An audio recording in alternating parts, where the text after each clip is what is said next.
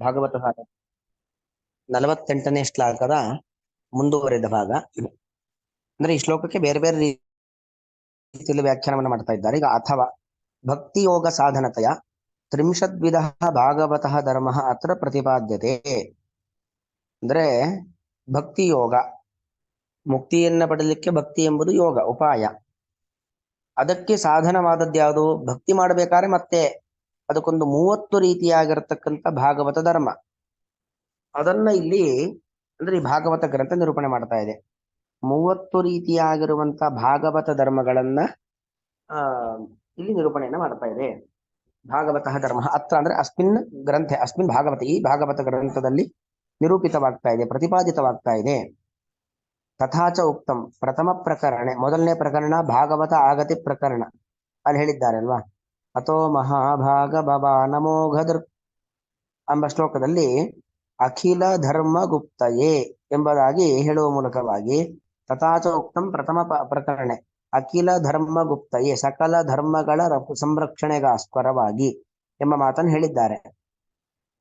ತತ್ರ ಕಹವರೀಯಾನ್ ಇತ್ಯತಃ ಏನ ಏವಂ ವಿಧ ಅವಸ್ಥಾ ಲಭ್ಯತೆ ಸಹ ವರೀಯಾನ್.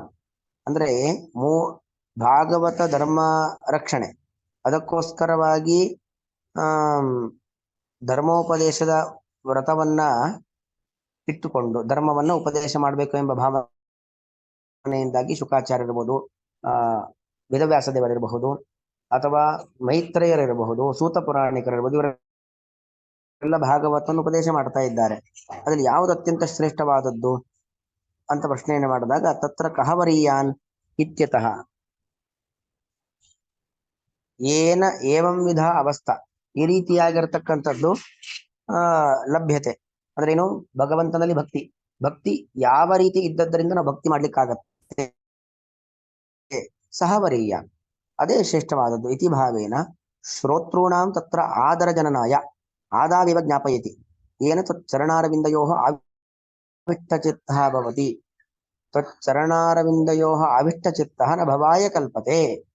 ಅಂದ್ರೆ ಯಾರು ಭಗವಂತನ ಚರಣಾರವಿಂದಗಳಲ್ಲಿ ಪಾದಕಮಲದಲ್ಲಿ ಆಸಕ್ತರಾಗ್ತಾರೋ ಅವರು ಮತ್ತೆ ಸಂಸಾರದಲ್ಲಿ ಹುಟ್ಟಿ ಬರೋದಿಲ್ಲ ಎಂಬುದಾಗಿ ಹೇಳಿದ್ದಾರೆ. ಅದೇ ಅಂದ್ರೆ ಯಾವುದನ್ನ ಮಾಡುವುದರಿಂದ ಭಗವಂತನಲ್ಲಿ ಭಕ್ತಿ ಬರುತ್ತೆ, ಭಕ್ತಿ ಮಾಡೋದ್ರಿಂದ ಮತ್ತೇನಾಗೋದಿಲ್ಲ, ಮತ್ತೆ ಸಂಸಾರದ ಹುಟ್ಟೋದಿಲ್ಲ, ಅದೇ ಶ್ರೇಷ್ಠವಾದದ್ದು. ಅನೇಕೈರಪಿ ತಥಾ ಚೇತ್ ಕಥಂ ಏನ ಪ್ರಾವಣ್ಯಂ ಅಧಿಕಂ ಸಹವರೀಯಾನ್. ಅಂದ್ರೆ ಅನೇಕರು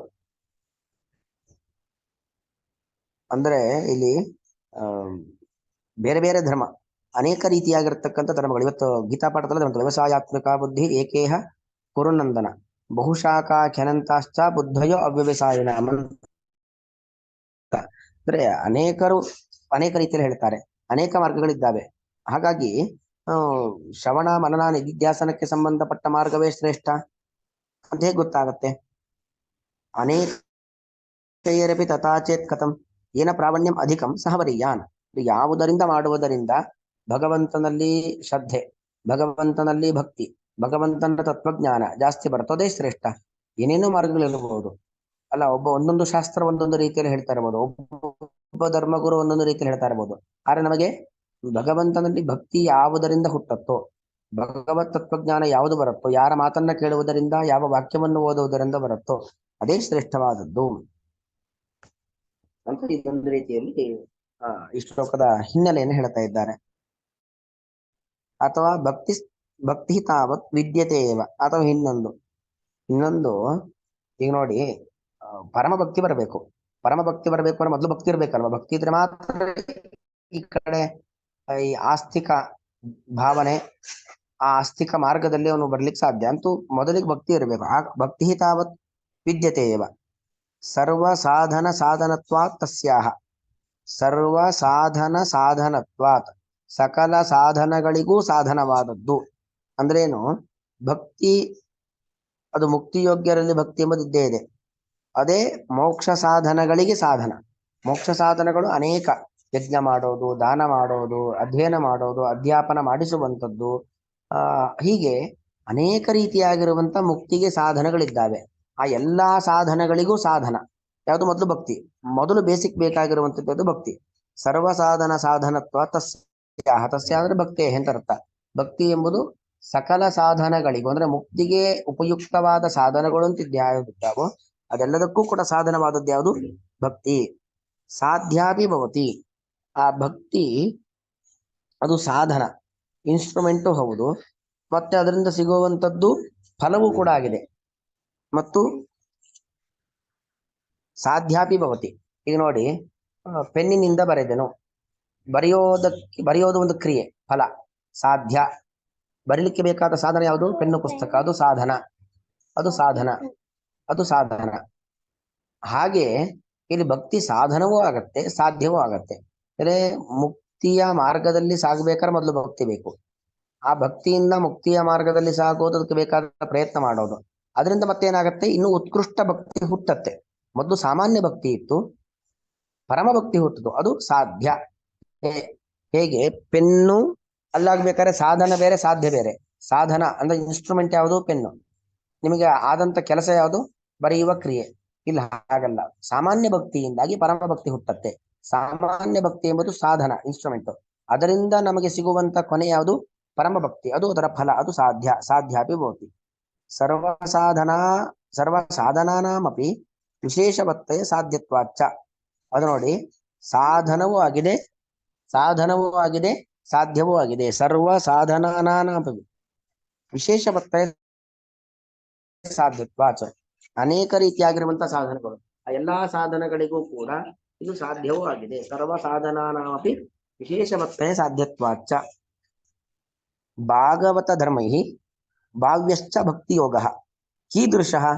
ಹಾಗಾದ್ರೆ ಭಾಗವತ ಧರ್ಮೈ ಭಾವ್ಯ, ಭಾಗವತ ಧರ್ಮ ಅದನ್ನ ಅನುಷ್ಠಾನ ಮಾಡತಕ್ಕಂತ ವ್ಯಕ್ತಿಗಳು, ಅವ್ರು ಮಾಡ್ಬೇಕಾಗಿರತಕ್ಕಂತ ಭಕ್ತಿ ಯೋಗ ಯಾವುದು ಅಂತ ಕೇಳಿದ್ರೆ, ತ್ವಚ್ಚರಣಾರವಿಂದಯೋ ಅವಿಷ್ಟ ಚಿತ್ತ. ಭಗವಂತನ ಪಾದ ಪದ್ಮದಲ್ಲಿ ನಾವೇನಾಗಬೇಕು? ಆಸಕ್ತರಾಗಿರಬೇಕು. ತ್ವಚ್ಚರಣಾರವಿಂದಯೋ ಅವಿಷ್ಟ ಚಿತ್ತ. ಭಾಗವತ ಧರ್ಮವನ್ನ ಯಾರು ಅನುಷ್ಠಾನ ಮಾಡ್ತಾರೋ ಅವರು ಯಾವ ಭಕ್ತಿಯನ್ನ, ಯಾವ ರೀತಿ ಭಕ್ತಿ ಮಾಡಬೇಕು ಅಂದ್ರೆ, ಭಗವಂತನ ಪಾದ ಪದ್ಮದಲ್ಲಿ ನಿರಂತರವಾಗಿ ಆಸಕ್ತಿಯನ್ನು ಹೊಂದಿರಬೇಕು. ನಿರಂತರವಾಗಿ ಭಗವಂತನ ಪಾದ ಪದ್ಮವನ್ನ ಶ್ರವಣ ಮಾಡಬೇಕು, ಅದರ ಬಗ್ಗೆ ತಿಳ್ಕೊಳ್ಬೇಕು, ಮನನ ಮಾಡಬೇಕು, ಅಂತ ಭಕ್ತಿಯನ್ನು ಮಾಡಬೇಕು. ಇತಿ ಯತ್ ಸಹಯೇವ ಭಕ್ತಿ ಯೋಗ ತಲ್ಲಭ್ಯ. ಇದನ್ನೇ ಭಕ್ತಿ ಯೋಗ ಅಂತ ಕರೆಯೋದು. ಅಂತ ಭಕ್ತಿ ಯೋಗದಿಂದ ನಾವು ಭಗವಂತನನ್ನ ಪಡೆಯಬಹುದು. ಯಥಾಹು. ಇದಕ್ಕೆ ಸಂಬಂಧಪಟ್ಟಾಗಿ ಒಂದು ಭಾಗವತದ್ದೇ ಶ್ಲೋಕವನ್ನು ಹೇಳ್ತಾ ಇದ್ದಾರೆ. ಇದು ಕೂಡ ತೃತೀಯ ಸ್ಕಂದದಲ್ಲಿ ಬರುವಂತದ್ದು, ಅಂದ್ರೆ ಕಪಿಲೋಪದೇಶದ ಸಂದರ್ಭದಲ್ಲಿ ಬರ್ತಕ್ಕಂಥ ಮಾತು. ಮದ್ಗುಣ ಶ್ರುತ ಮಾತ್ರೇಣ ಮಯಿ ಸರ್ವ ಗುಣಾಶ್ರಯೇ ಮನೋಗತಿ ಅವಿಚ್ಛಿನ್ನ ಯಥಾ ಗಂಗಾಂಬಸೋ ಅಂಬುದೌ ಲಕ್ಷಣಂ ಭಕ್ತಿ ಯೋಗಸ್ಯ ನಿರ್ಗುಣಸ್ಯ ಸುಧಾಕೃತಂ. ಮದ್ಗುಣ ಶ್ರುತಿ ಮಾತ್ರೇಣ ಮಯಿ ಸರ್ವ ಗುಣಾಶ್ರಯೇ ಮನೋಗತಿ ಅವಿಚ್ಛಿನ್ನ ಯಥಾ ಗಂಗಾಂಬಸಃ ಅಂಬುಧೌ ಲಕ್ಷಣಂ ಭಕ್ತಿ ಯೋಗಸ್ಯ ನಿರ್ಗುಣಸ್ಯ ಹಿ ಉದಾಕೃತಂ. ಅಂದ್ರೆ ಸರ್ವ ಗುಣಾಶ್ರಯೇ ಮಯಿ, ಸಕಲ ಗುಣಗಳಿಗೆ ಆಶ್ರಯನಾದವನು ಭಗವಂತ. ಈಗ ಭಗವಂತ ಅಂದ್ರೆ ಏನು? ಗುಣ ಪರಿಪೂರ್ಣ. ಹಾಗಾಗಿ ಸರ್ವ ಗುಣಾಶ್ರಯೇ ಮಯಿ, ಸಕಲ ಗುಣಗಳಿಗೆ ಆಶ್ರಯನಾಗಿರ್ತಕ್ಕಂಥ ಮಯಿ ನನ್ನಲ್ಲಿ. ಮದ್ಗುಣ ಶ್ರುತಿ ಮಾತ್ರೇಣ, ಭಗವಂತನ ಗುಣಗಳು ಅದನ್ನ ಶ್ರುತಿ ಅಂದ್ರೆ ಶ್ರವಣ ಮಾಡೋದು, ಕೇಳಿಸಿಕೊಳ್ಳೋದು. ಅದರಿಂದ ಅವಿಚ್ಛಿನ್ನ ಮನೋಗತಿ, ನಿರಂತರವಾಗಿ ಅಂದ್ರೆ ಭಗವಂತನ ಅನೇಕ ಗುಣಗಳಿದ್ದಾವಲ್ಲ ಅದನ್ನು ಶ್ರವಣ ಮಾಡ್ತಾ ಇರಬೇಕು. ಭಗವಂತನ ಅನಂತ ಕಲ್ಯಾಣ ಗುಣಗಳನ್ನ ಶ್ರವಣ ಮಾಡುವುದರಿಂದಾಗಿ ಅವಿಚ್ಛಿನ್ನ ಮನೋಗತಿ, ಅವಿಚ್ಛಿನ್ನ ನಿರಂತರವಾದ ಮನಸ್ಸಿನ ಒಂದು ಗತಿ, ಮನಸ್ಸು ನಿರಂತರವಾಗಿ ಹರಿಯುವಂತದ್ದು, ಅತ್ಯಂತ ಕ್ರಿಯಾಶೀಲವಾದದ್ದು ಮನಸ್ಸು. ಅದು ಎಲ್ಲೆಲ್ಲೂ ಹೋಗಲ್ಲ, ಭಗವಂತನ ಕಡೆಗೆ, ಭಗವಂತನ ಪಾದಾರವಿಂದದ ಕಡೆಗೆ ಮನಸ್ಸು ಹೋಗುತ್ತೆ. ಅದು ಹೇಗೆ? ಉದಾಹರಣೆ ಕೊಟ್ಟದ್ದು ಗಂಗಾಂಬಸಃ ಅಂಬುದು. ಗಂಗಾ ನಿರಂತರವಾಗಿ ಹರಿಯುವ ಪ್ರವಾಹ, ಅದು ಯಾವತ್ತೂ ಒಣಗೋದಿಲ್ಲ, ಎಲ್ಲೋ ಒಂದ್ ಕಡೆ ಅದು ಅಡ್ಡವಾಗಿ ನಿಲ್ಲೋದಿಲ್ಲ ಅಲ್ವಾ. ನಿರಂತರವಾಗಿ ಇಲ್ಲಿ ಹೋಗುತ್ತೆ, ಸಮುದ್ರದ ಕಡೆಗೆ ಹೋಗುತ್ತೆ, ಹರಿದು. ಅದೇ ರೀತಿಯಲ್ಲಿ ಭಗವಂತನಲ್ಲಿ ನಾವೊಂಚೂರು ಭಕ್ತಿಯನ್ನು ಮಾಡುವುದರಿಂದಾಗಿ ಆ ಭಕ್ತಿ ಎಂಬ ಒಂದು ಗಂಗಾ ಪ್ರವಾಹ ನಿರಂತರವಾಗಿ ನಮ್ಮನ್ನ ಭಗವಂತನ ಪಾದದ ಕಡೆಗೆ ಕರೆದುಕೊಂಡು ಹೋಗ್ತಾ ಇರುತ್ತೆ. ಲಕ್ಷಣಂ ಭಕ್ತಿ ಯೋಗಸ್ಯ ನಿರ್ಗುಣಸ್ಯ ಹಿ ಉದಾಕೃತಂ. ನಿರ್ಗುಣ ಭಕ್ತಿ, ನಿರ್ಗುಣ ಭಕ್ತಿ ಅಂದ್ರೆ ಗುಣತ್ರಯ ಅಂತ ಅರ್ಥ. ಅಂದ್ರೆ ನೋಡಿ, ಮುಕ್ತಿ ಅನ್ನೋದೇನಿದೆ ಅದು ಅಪ್ರಾಕೃತವಾದದ್ದು. ಭಗವಂತ, ಲಕ್ಷ್ಮೀದೇವಿ ಮತ್ತು ಅವರು ವಾಸ ಮಾಡತಕ್ಕಂತಹ ಆ ಒಂದು ಮುಕ್ತಿ ಅದು ಎಂಥದ್ದು ಅಂತ ಹೇಳಿದ್ರೆ ಅಪ್ರಾಕೃತವಾದದ್ದು, ನಿರ್ಗುಣವಾದದ್ದು. ಲೌಕಿಕವಾದಂತಹ ಸತ್ವ, ರಜಸ್ಸು, ತಮಸ್ಸು ಎಂಬ ಮೂರು ಗುಣಗಳು ಆ ಮುಕ್ತಿಯಲ್ಲಿ ಇಲ್ಲ. ಹಾಗಾಗಿ ನಿರ್ಗುಣ ಭಕ್ತಿ, ನಿರ್ಗುಣಸ್ಯ ಭಕ್ತಿ ಯೋಗಸ್ಯ ಅಂತಿದೆ. ನಿರ್ಗುಣ ಭಕ್ತಿ ಅಂತ ಹೇಳಿದ್ರೆ ಗುಣತ್ರಯವಾಗಿರುವಂತಹ ಮೋಕ್ಷ, ಗುಣತ್ರಯನಾಗಿರ್ತಕ್ಕಂಥ ಲಕ್ಷ್ಮೀನಾರಾಯಣ ದೇವರು ಅವರನ್ನ ಪಡಿಲಿಕ್ಕೆ ಬೇಕಾದಂತ ಭಕ್ತಿಯನ್ನ ನಿರ್ಗುಣಸ್ಯ ಭಕ್ತಿ ಅಂತ ಕರೀತಾರೆ. ಅಂದ್ರೆ ನಿರ್ಗುಣನಾದಂತಹ ಪ್ರಾಕೃತ ಗಣರಹಿತನಾಗಿರ್ತಕ್ಕಂಥ ಭಗವಂತ, ಅಪ್ರಾಕೃತವಾಗಿರತಕ್ಕಂಥ ಲೋಕ, ಅದನ್ನ ಪಡಿಲಿಕ್ಕೆ ನಾವು ಮಾಡಬೇಕಾಗಿರತಕ್ಕಂಥ ಭಕ್ತಿಯನ್ನ ನಿರ್ಗುಣ ಭಕ್ತಿ ಎಂಬುದಾಗಿ ಕರೆಯುವಂಥದ್ದು. ಲಕ್ಷಣಂ ಭಕ್ತಿ ಯೋಗಸ್ಯ ನಿರ್ಗುಣಸ್ಯ ಹಿ ಉದಾಕೃತಂ. ಈ ನಿರ್ಗುಣ ಭಕ್ತಿ ಅದರ ಲಕ್ಷಣ ಏನು ಅಂತ ಹೇಳಿದ್ರೆ ಬೇರೆ ಯಾವುದೇ ಲೌಕಿಕ ಫಲಕಾಮನೆಗಳ ಅಪೇಕ್ಷೆ ಇಲ್ಲದೇನೆ ನಿರಂತರವಾಗಿ ಭಗವಂತನ ಕಡೆಗೆ ನಮ್ಮ ಆಲೋಚನೆ. ಶೃಣ್ವನ್ ಗೃಣನ್ ಸಂಸ್ಮರಯಂಶ್ಚ ಚಿಂತೆಯನ್, ಶ್ರವಣ ಮಾಡೋದು, ನಾಮ ಸಂಕೀರ್ತನೆ ಮಾಡೋದು, ಮತ್ತೊಬ್ಬರ ಹತ್ರ ಮಾಡಿಸುವಂಥದ್ದು, ಇದೆಲ್ಲವನ್ನು ಕೂಡ ಮಾಡ್ತಾ ಇರಬೇಕಿದೆ ನಿರ್ಗುಣ ಭಕ್ತಿ. ಭಗವಂತನ ಅನುಗ್ರಹವನ್ನ ಸಂಪಾದನೆ ಮಾಡಲಿಕ್ಕೆ ಉಪಯುಕ್ತವಾದ ಭಕ್ತಿ. ಮದ್ಗುಣ ಶ್ರುತಿ ಮಾತ್ರೇಣ ಮೈ ಸರ್ವ ಗುಣಾಶ್ರಯೇ ಮನೋಗತಿ ರವಿಚ್ಛಿನ್ನ ಯಥಾ ಗಂಗಾಂಬಸೋ ಅಂಬುಧು. ಲಕ್ಷಣಂ ಭಕ್ತಿ ಯೋಗಸ್ಯ ನಿರ್ಗುಣಸ್ಯ ಹಿ ಉದಾಕೃತಂ. ನಿರ್ಗುಣಸ್ಯ ಅಂದ್ರೆ ಮೋಕ್ಷ ಸಾಧನಸ್ಯ, ಆ ಶ್ಲೋಕದ್ದೇ ಪದಗಳಿಗೆ ಅರ್ಥ ಬರೆತಿದ್ದಾರೆ. ನಿರ್ಗುಣಸ್ಯ ಅಂದ್ರೆ ಮೋಕ್ಷ ಸಾಧನಸ್ಯ, ಮೋಕ್ಷ ನಿರ್ಗುಣವಾದದ್ದು, ಅದಕ್ಕೆ ಸಾಧನವಾದ ಭಕ್ತಿ ನಿರ್ಗುಣ ಭಕ್ತಿ ಅಂತ ಕರೀತಾರೆ. ಏವಂ ವಿಧ ಭಕ್ತಿ ಯೋಗ ಸಾಧನಭೂತಃ ಭಾಗವತ ಧರ್ಮ ಕೀದೃಶಃ. ಅಂದ್ರೆ ಇಂತಹ ಒಂದು ಭಕ್ತಿ, ನಿರ್ಗುಣವಾದ ಪ್ರಾಕೃತ ಗಣರಹಿತವಾದಂತಹ ಮುಕ್ತಿಯನ್ನು ಕೊಡುವಂತಹ ಒಂದು ಭಕ್ತಿ ಇದೆಯಲ್ಲ, ಆ ಭಕ್ತಿಗೆ ಸಾಧನವಾದದ್ದು ಯಾವುದು? ಸಾಧನವಾದ ಭಾಗವತ ಧರ್ಮ ಎಂಥದ್ದು ಅಂತ ಪ್ರಶ್ನೆ ಬಂದ್ರೆ, ಶ್ರೋತೃಣಾಂ ಉತ್ಕಂಠ ಶಮನಾಯ, ಶ್ರವಣ ಮಾಡುವವರಿಗೆ ಉತ್ಕಂಠಕ್ಕೆ ಯಾವುದುದು? ಹಾಗಾದ್ರೆ ಅಂತಹ ಅಪ್ರಾಕೃತವಾದ ಲೋಕವನ್ನ ಕರುಣಿಸುವಂತ ಭಕ್ತಿ ಯಾವುದು ಎಂಬ ಉತ್ಸುಕತೆ ಇರುತ್ತೆ. ಅದನ್ನು ನಮಗೆ ತಿಳಿಸಿಕೊಡ್ಲಿಕ್ಕೋಸ್ಕರವಾಗಿ ಕಾಂಶ್ಚಿದೇವ ದರ್ಶಯತಿ, ಕೆಲವುದನ್ನು ಮಾತ್ರ ಹೇಳ್ಕೊಡ್ತಿದ್ದಾರೆ. ಯಾವುದದು? ಶೃಣ್ವನ್ನು ಗೃಣನ್ ಸಂಸ್ಮರಯಂಸಿ ಚಿಂತೆಯನ್, ಶ್ರವಣ ಮಾಡೋದು, ಮಾಡಿಸೋದು, ಮನನ ಮಾಡೋದು, ಮಾಡಿಸೋದು, ಭಗವನ್ ನಾಮ ಸಂಕೀರ್ತನೆ ಮಾಡೋದು, ಮಾಡಿಸೋದು, ಇದೆಲ್ಲವೂ ಕೂಡ ಉತ್ಕೃಷ್ಟವಾದ ಭಕ್ತಿ ಹುಟ್ಟಲಿಕ್ಕೆ, ತನ್ಮೂಲಕವಾಗಿ ನಿರ್ಗುಣವಾದ ಪ್ರಾಕೃತ ಗುಣರಹಿತವಾದ ಭಗವಂತನ ಅನುಗ್ರಹ ಪಡೆದು ಅಪ್ರಾಕೃತವಾದ ಲೋಕವನ್ನ ಪಡೆಯಲಿಕ್ಕೆ ಉಪಯುಕ್ತವಾದ ಭಕ್ತಿ ಅಂದ್ರೆ ಶ್ರವಣ ಮನನಾದಿಗಳನ್ನ ಮಾಡಬೇಕು ಅಂತ ಹೇಳ್ತಾ ಇದ್ದಾರೆ. ಶ್ರವಣಾದಿರೇವ ಭಾಗವತ ಧರ್ಮ, ಶ್ರವಣ ಮನನಾದಿಗಳನ್ನ ಮಾಡುವಂಥದ್ದೇ ಮುಖ್ಯವಾದ ಭಾಗವತ ಧರ್ಮ. ಅಥವಾ ಇನ್ನೊಂದು ರೀತಿ ಹೇಳ್ತಿದ್ದಾರೆ, ಭಕ್ತಿ ತತ್ ಸಾಧನ ಭಾಗವತ ಧರ್ಮಾಂಶ ಪ್ರದರ್ಶ್ಯ ತತ್ ಸಾಧ್ಯಂ ವೈರಾಗ್ಯಂ ಚ ಪ್ರದರ್ಶಯತಿ.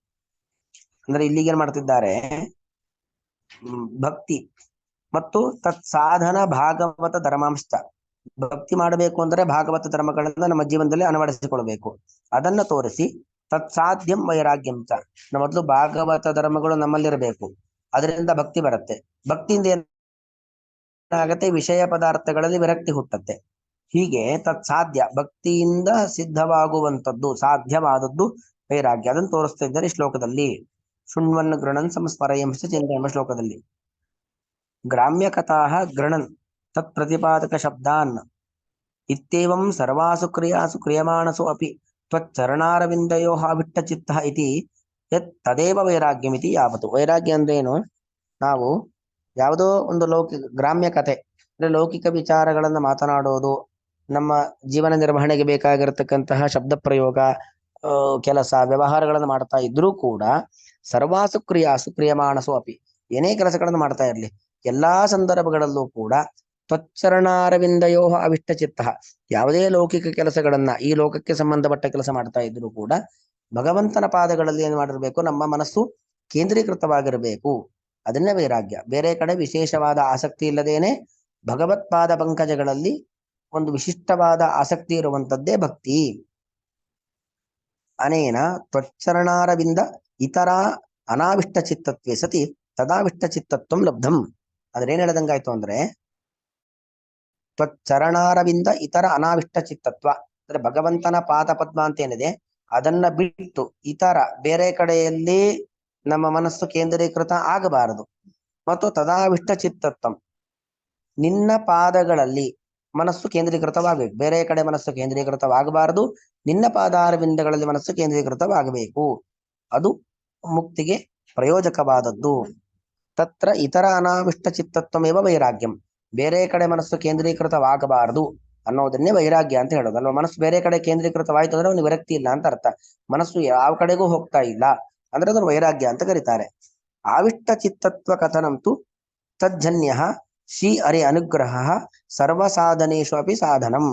ಅಂದ್ರೆ ವೈರಾಗ್ಯ, ವೈರಾಗ್ಯದಿಂದ ಏನಾಯ್ತು, ಮನಸ್ಸು ಕೇವಲ ಭಗವಂತನಲ್ಲೇ ಕೇಂದ್ರೀಕೃತವಾಯಿತು.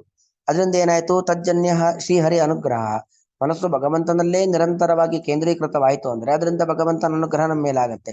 ಸರ್ವ ಸಾಧನೇಶು ಅಪಿ ಸಾಧನಂ, ಸಕಲ ಸಾಧನಗಳಿಗೂ ಸಾಧನ. ನಮಗೇನೇನು ಮುಕ್ತಿಗೆ ಪ್ರಯೋಜಕವಾದದ್ದು ಅಂತಿದ್ಯೋ ಅದೆಲ್ಲದಕ್ಕೂ ಭಕ್ತಿಯೇ ಮುಖ್ಯವಾದ ಕಾರಣ. ಭಗವತ್ ಭಕ್ತಿ ವತ್ ತತ್ ಸಾಧ್ಯಂ ಚ ಭವತಿ ವಿಶೇಷವತ್ತಯ ಇತಿ ಸೂಚನಾ ಇತಿ ಮಂತವ್ಯಂ. ಅಂದ್ರೆ ಭಗವದ್ ಭಕ್ತಿವತ್ ತತ್ ಸಾಧ್ಯಂ, ಭಗವಂತನ ಭಕ್ತಿ ಯಾರಲ್ಲಿರುತ್ತೋ ಅಂದ್ರೆ ಅವರಿಗೆ ಇದು ಸಾಧ್ಯವಾಗತ್ತೆ. ಭಕ್ತಿಯಂತೆಯೇ, ಭಕ್ತಿ ಹೇಗೆ ಪರಮ ಭಕ್ತಿ ಅದು ಭಾಗವತ ಧರ್ಮಾನುಷ್ಠಾನದಿಂದ ಹುಟ್ಟುವಂಥದ್ದು, ಹಾಗೆ ಭಗವಂತನ ಅನುಗ್ರಹ ಅದು ಕೂಡ ಭಾಗವತ ಧರ್ಮಾನುಷ್ಠಾನದಿಂದ ನಮಗೆ ಬರುವಂಥದ್ದು. ಭಗವತ್ ಭಕ್ತಿವತು, ಭಗವಂತನಲ್ಲಿ ಪರಮ ಭಕ್ತಿ ಮಾಡಬೇಕು, ಅದಕ್ಕೆ ಭಾಗವತ ಧರ್ಮಗಳನ್ನು ಅನುಷ್ಠಾನ ಮಾಡಬೇಕು, ಶ್ರವಣ ಮಾಡೋದು, ಮನನ ಮಾಡೋದು, ಮಾಡಿಸೋದಿದೆಲ್ಲವೂ ಕೂಡ. ಹಾಗೆ ವಿಶೇಷವತ್ತಯ ಆ ಭಗವಂತನ ಅನುಗ್ರಹ ಆಗೋದಿದೆಯಲ್ಲ, ಅದಕ್ಕೇನ್ ಬೇಕು, ಭಕ್ತಿಯಂತೆ ಭಾಗವತ ಧರ್ಮಗಳನ್ನು ಅನುಷ್ಠಾನ ಮಾಡಬೇಕು ಅನ್ನೋದನ್ನ ಇಲ್ಲಿ ಹೇಳ್ತಾ ಇದೆ. ಹೀಗೆ ಇದೊಂದು ರೀತಿಯಾಗಿರ್ತಕ್ಕಂಥ, ಐದನೇ ರೀತಿಯಾಗಿರ್ತಕ್ಕಂಥ ಈ ಶ್ಲೋಕಕ್ಕೆ ಸಂಬಂಧಪಟ್ಟಂತಹ ಅಭಿಪ್ರಾಯವನ್ನು ಉಲ್ಲೇಖ ಮಾಡ್ತಾ ಇದ್ದಾರೆ. ಇನ್ನು ಒಂದು 6, 7, 8 ಇನ್ನು 3 ರೀತಿಯಾಗಿರ್ತಕ್ಕಂಥ ಅಭಿಪ್ರಾಯವನ್ನು ಉಲ್ಲೇಖ ಮಾಡ್ತಾರೆ. ಪ್ರಾಯಃ ನೋಡೋಣ, ನಾಳೆ ಆದ್ರೆ ಇದನ್ನ ಮುಗಿಸೋಣ. ಶ್ರೀಕೃಷ್ಣ.